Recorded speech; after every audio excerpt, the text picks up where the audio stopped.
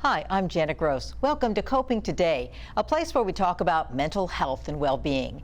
Today, we're focusing on a worldwide problem that has been with us domestically and internationally for longer than anybody even wants to think about, and that's the horror of human trafficking. Dr. Roy Salgado from the University of Holy Cross has specialized in working with survivors of human trafficking for many years, and you're here to talk about that with us today. Yes, in my work, when I was going through my doctoral studies, I was specializing in sexual abuse, childhood sexual abuse, and wanting to work with children who had been abused in that way so I could help them through their trauma and develop into healthy adults. And in that work, it kind of just took me into these interesting places of these experiences with children who were the survivors of not only sexual abuse, but trafficking, and individuals who are U.S.-born citizens who had been trafficked within their communities here in Louisiana, born and raised in Louisiana, but additionally, as a Spanish speaker, working with people from Latin America who had been trafficked and seeing how individuals from Honduras and other parts of Latin America in particular had been trafficked into the United States, and then those experiences that they had. Back in 2014 in particular, we had a huge migration wave of unaccompanied minors. We had about 1,400 unaccompanied minors in 2014 come into the Louisiana area, and they were coming through Brownsville, Texas, and processed and were provided with a sponsor here in Louisiana and have come into our school systems. And I was getting phone calls from schools. We have 60 students enrolled this semester that we hadn't had before. They're Spanish-only speakers. Can you counsel them? I'm like, no, I can't. I can't counsel 60 students. There's not enough time. And I would get a call the next day from another school. We have 80 students here. We have 40 students here. We have 25 students here, all within a matter of weeks, because in this particular year, there had been so many kids that had flooded our schools, 1,400 in the southeastern Louisiana area that had come from Latin America unaccompanied. Wow.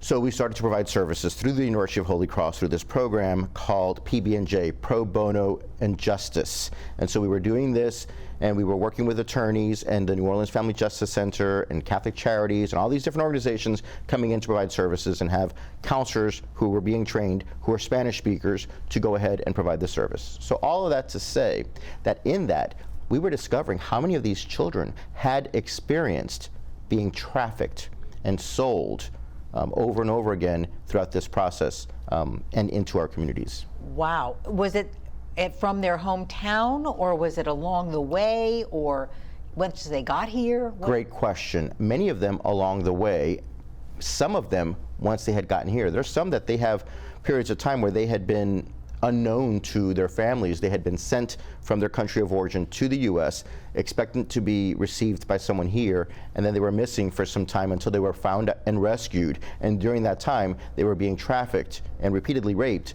in different places, whether it had been in Mexico or Texas or wherever, but they had been repeatedly raped and sold over the course of a journey that they expected to have taken maybe a week or two, turned into a horror, a nightmare that turned into months or years. And we don't even know if some didn't make it, right? And we do know that some didn't make it. I have unfortunately worked with families who had an expectation of receiving their child that was sent over by a grandparent from somewhere in Latin America, expecting to see their child in 2 weeks, and they don't know anything. Wow. The journey to freedom just turns into the nightmare. Right. Wow. That's horrifying.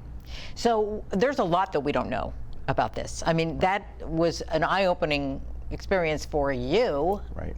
Because in just counseling kids who you didn't know where they came from, you found out what had happened to them. And hearing the story over and over and over again, it transformed in my personal experience, in my professional experience, from 2001 till about 2006, it looked a certain way. It was what I had come to know as child sexual abuse. And then as the story started to progress with these different community groups, especially after Katrina in our area here, we had a large influx of Latin Americans coming over. And then in 2014, a large swath of unaccompanied minors coming over. starting to get these stories, of children who had experienced these things. And you hear one, you hear two, you hear a dozen, you hear 50, and then you start to put it together and you realize this is a trafficking situation that's happening. Conversely, here in Louisiana, we have a large Honduran community. We have Hondurans that have been here for decades, 60, 70 years. And so it's a natural stopping point for people from Honduras to make it here because there's a third cousin, a fourth cousin, somebody's related to somebody, and then they come to this area. So we're finding that a lot of these new arrivals, new unaccompanied minors, back in 2014, and then some that continue today, but the numbers aren't as large in our area as they had been. But a lot of these have experienced having been trafficked at some point in their life. Wow. And since it was a prevalent story, you can say it's probably a common experience for many. It's a common experience for many, unfortunately. Wow. And the ones that, since that was, almost 9 years ago, whatever, what happened to them? Do you know? Well, in the short term thereafter, some of them got a little respite from it in terms of they're now in a safe space. They were able to process what was going on and acquire the skills to be able to survive their trauma. It's not something that will ever go away. Yeah. It's something that they carry with them for the rest of their lives. But they have acquired some tools, if you will, that can make it more bearable. That cross is something that they can perhaps bear with ease because there are others there that are alongside with them helping them carry that cross. Others, however, struggle with it and have post-traumatic stress disorder, perhaps have developed some sort of personality disorder that goes along with it, and life is complicated. Wow. Okay. All right. Well, we're gonna. Oh, before we go, let's give the number for the University of Holy Cross Counseling. This is a beautiful thing that they're doing still. Yes, the University of Holy Cross and the Maronites of Holy Cross for the past 4 years have been offering free telemental health services to any resident of Louisiana. So if anyone is experiencing any type of distress of any type, they can just simply call the number on their screen and the administrative assistant will triage that call and you will have a counselor in training offering you services free of charge as long as you need through the University of Holy Cross's Counseling and Training Center. Okay, great. And we'll have that number up throughout the show. Okay.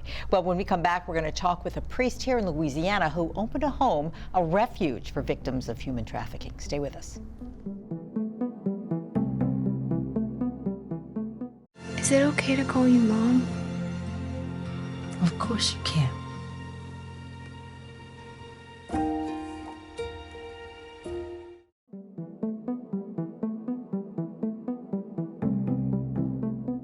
Welcome back. We're continuing our conversation on the heartbreaking, horrifying reality of human trafficking. And we welcome Father Jeff Bahi from the Diocese of Baton Rouge and Father Chuck Swanson from the Archdiocese of Omaha. Both are joining us on Zoom, and we thank you for talking with us. I'm going to start right with you, Father Bahi. 5 years ago, you opened a home in Baton Rouge to care for adolescent female victims of human trafficking. Can you tell us about that? That's great. Thank you. On January of 2018, we took our firstborn. I've been working with human trafficking since 2001, since I met a nun in Rome by the name of Sister Eugenia Bonetti, who is the founder of Slaves No More. And once you meet one of these children and you realize their story, it's not the type of story you walk away from and say, not my table. Somebody's got to help. We financed our first shelter in Lagos, Nigeria, for young girls being repatriated back to Nigeria after being sold on the continent. Our second shelter was right in back of the American Cemetery in Anzio Beach, in the home parish of St. Angelo Merici, the convent there. Then in 2018, we opened up in Baton Rouge. I spoke to Sister and said, Sister, I've got this money. I've had a tax-free corporation, and I'm willing to open up a shelter, but I won't do it without religious sisters. And very graciously and gratefully, we were able to get the Hospitality of Sisters of Mercy, which is an Italian foundation, and they're around the world. And so we now have 5 sisters, 2 from India, 1 from Madagascar, 1 from the Philippines, and 1 from Nigeria, and they're in-house with our children. And Doctor, you'll realize how many of these children did not have family stability. And these nuns have become surrogate mothers to these children, and their impact and our program is huge and tremendous. We also have a wonderful program director who's very competent. We have therapists, we have teachers, but our religious sisters are there to provide continuity and some stability for the children in their lives. You know, Father, and you mentioned that many of these children do not have family stability, and in that, it's something that perpetrators, maybe not traffickers in of themselves alone, but perpetrators have said how they identify the child that they're going to choose to have be their victim.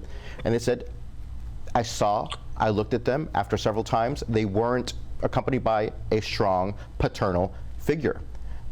So they were vulnerable. Absolutely not. And one of the things that's a very disgraceful national statistic is 42% of our children who are trafficked by their primary caregiver. According to the Department of Justice, over 60% of the children who enter into the foster care system, and I'm not saying 60% of all foster parents traffic, but 60% in their foster care journey eventually become trafficked. Wow. And, you know, our experience has been higher than the 42%. And it's just a tragic reality when the State Department says we want family reunification. We say, no, I don't think so. You know, that was a problem where these kids came from. So in this home, do the girls, do they live there? Do they go to school there? Or do they go to school somewhere else? How does that work, and what is the best, I guess, transition for them? Well, the girls do live there all 24 hours a day. And the sisters actually live with them on the same floor.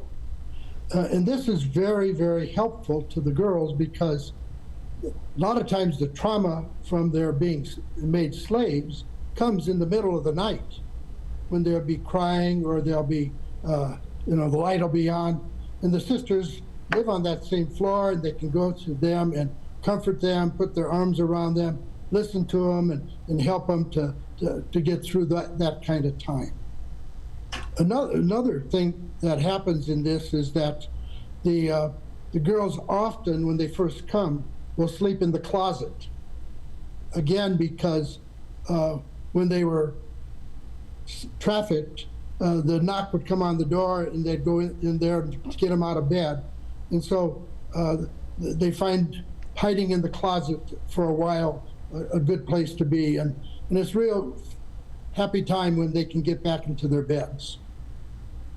When they move back to the beds, we realize that they've come to trust us and feel like they're in a safe and a secure setting. But in answer to your question about our children, it's all in-house. We have therapists, we have group therapy, we have trauma therapy, we have addictive therapy, we have individual therapy, and we also go out for equine therapy, which works very well with the children and the animals. But our children go to school there. They're there all day long. They do not have free access to the internet or to cell phones because many of the children lived and died on their cell phone because that's how they were trafficked in today's electronic age. They do have a registered call list by the Department of Children and Family Services, family members they can speak with.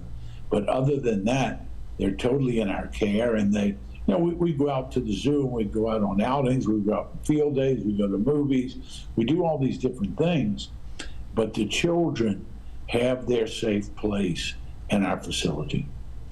How many places are there like this in the United States? I mean, I know you guys are involved in something that's so beneficial and so helpful, but I have to believe that the beds available are minuscule as opposed to the need. That's very true. In the United States, the total number of beds we can find out are like 700 for everybody. And for those that are juveniles, they're 250 or less than that. So the numbers are just unbelievable. One of the things that we found, we work with Congressman Ted Poe, former congressman out of Texas, and we also work with the Order of Malta in the United Nations. And there are 50 million slaves worldwide. The United States consumes 10% of our slaves. So that means 5 million people are trafficked in the United States annually. And one of the things that Congressman Poe always reminds us of, because he was head of the Victims' Rights Caucus, he said in the United States, there are more than 5,000 animal rescue shelters, each shelter housing 100 to 1,000 animals. There are less than, like Father Chuck said, 750 beds for victims of human trafficking, less than 200 for juveniles. And it's estimated, here again, by the United Nations that 60% of the market in the United States is juveniles. Unfortunately, there's an increasing demand for young boys. They now make up about 30%. So when you look at the fact that there are 3 million juveniles, 2 million other adults, and we have over 500,000 animal shelter rescues and less than 700 beds for humans. I mean, I have nothing against puppies and kittens, but for God's sakes, what are we doing for our children and for those people who've been enslaved? In your experience, when you come to understand the stories of these young children and their backgrounds and what they've gone through and the trauma, the repeated trauma of being raped over and over again for months and years, what is the common theme in terms of what they're told, and who are the people that are trafficking them? Who are the people that are consuming sex from minors?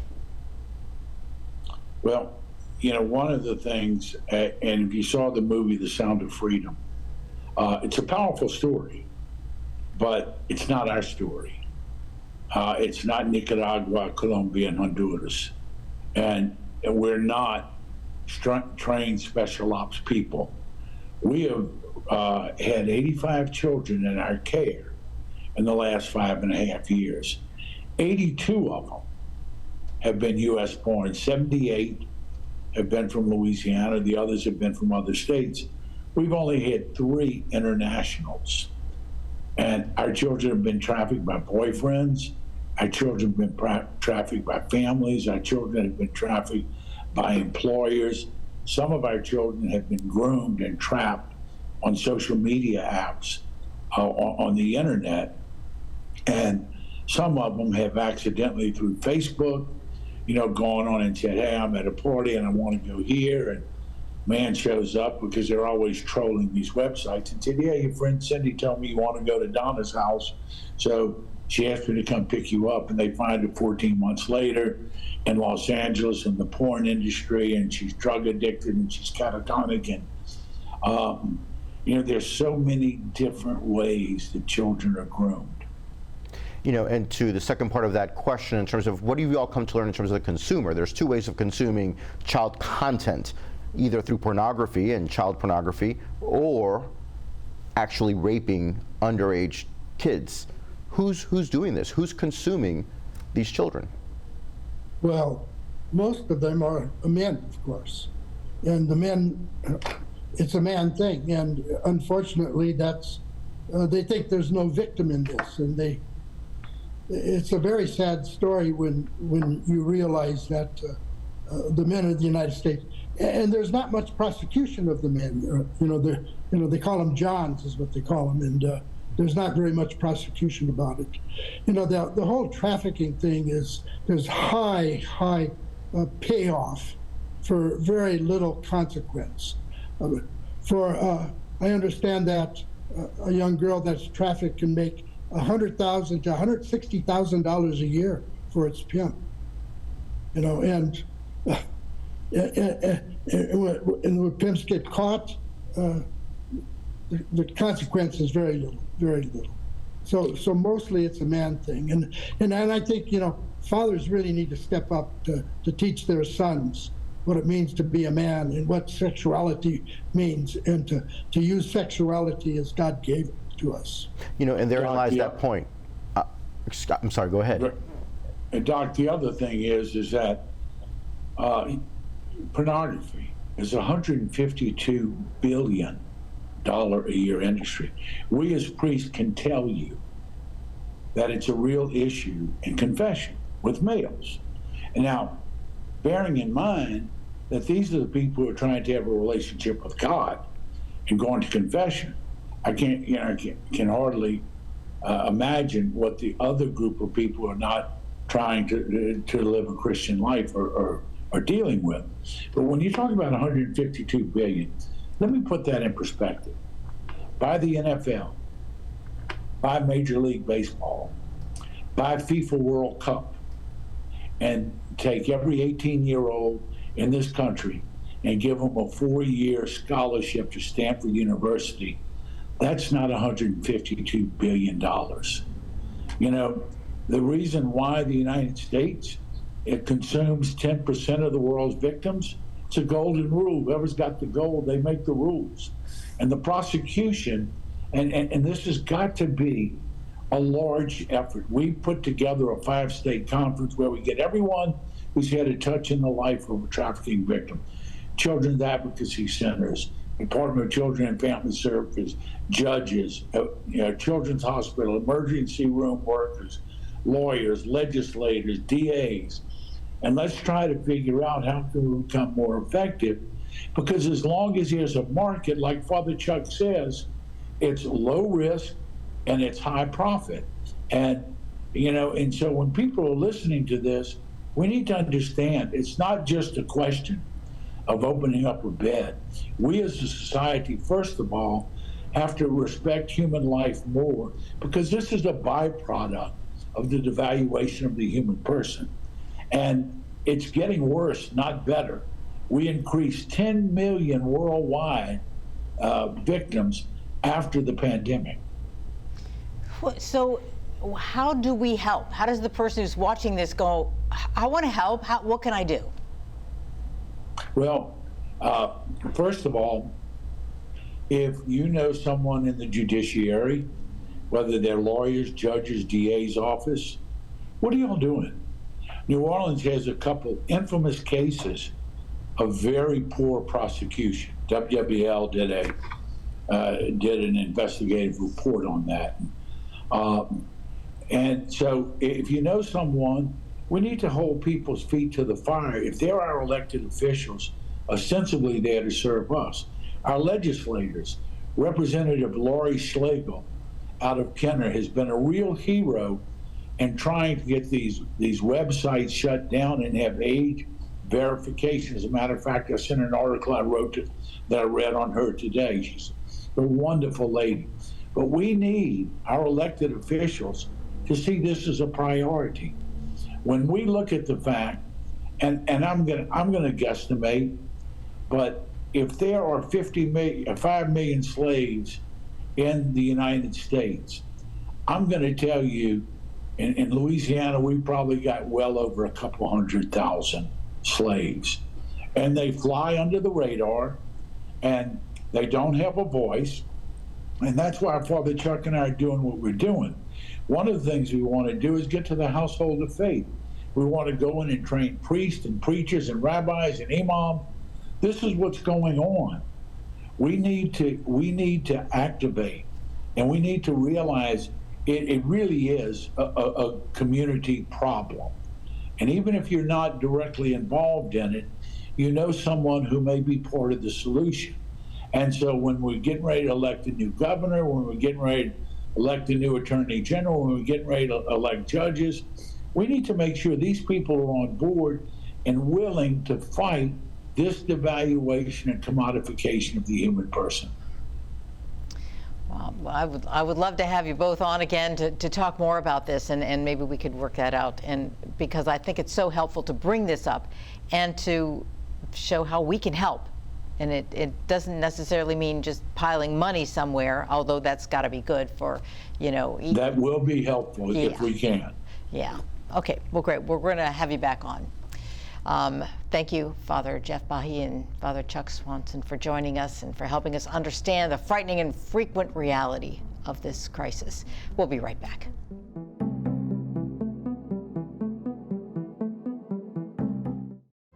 Everybody in my house knows how to ride a bike except me. People ask, how your children learn how to ride a bike and you didn't? I didn't teach them. I just created an environment where they taught themselves, and all I had to do was be there.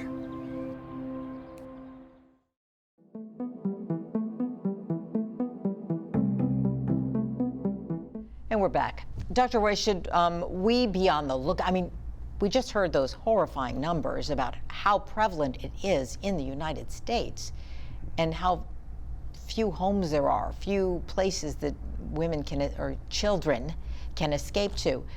Is that something we could be on the lookout for? I mean, yes, we can be on the lookout of our own behavior and call people out. You know, we live in a society where everything is sexualized, everything is objectified, and our children are being sexualized. And so we don't think about things in quite the same ways that we did even 10 or 15 or 20 years ago.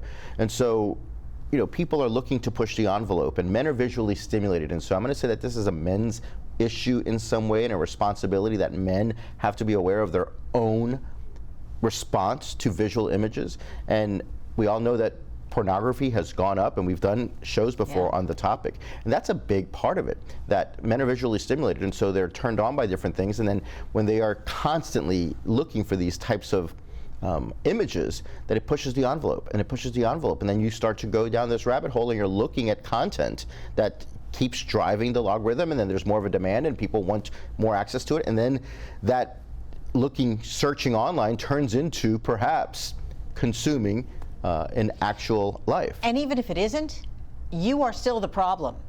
Yes. Look away. If you look, you're part of that problem because you are the audience. You are what they're making these movies for. Exactly. What So they're doing men this need to make a conscious decision not to look at this content, and fathers need to teach their sons to not look at this content. And women and all of society needs to hold men and boys accountable, and everyone. When you know that someone is engaging in the activity of pornography, for example, that is something that's in our homes that we can just say, no, stop doing that, because this leads to that and leads to that, and then eventually leads to children being raped repeatedly and sold on the black market. And that's a true line. And that's a true not, line. oh, you're pushing the envelope. No, that is a true effect from looking. And with the causation, the correlation piece of it, it increased significantly during the pandemic when everyone was closed down, and then online use increased. Wow. Oh, tip before we go. Yes, so it's important that we know that human trafficking is not just someone's problem, it's everyone's problem. So know that you are deeply responsible for this in some way. So it is not someone else's problem, it's our problem, and we need to address it. Okay. Dr. Roy, thank you so much for talking things through, and of course our guest today, Father Bahi and Father Swanson, for joining us and helping us with this. We also want to thank you for watching and being a part of Coping Today.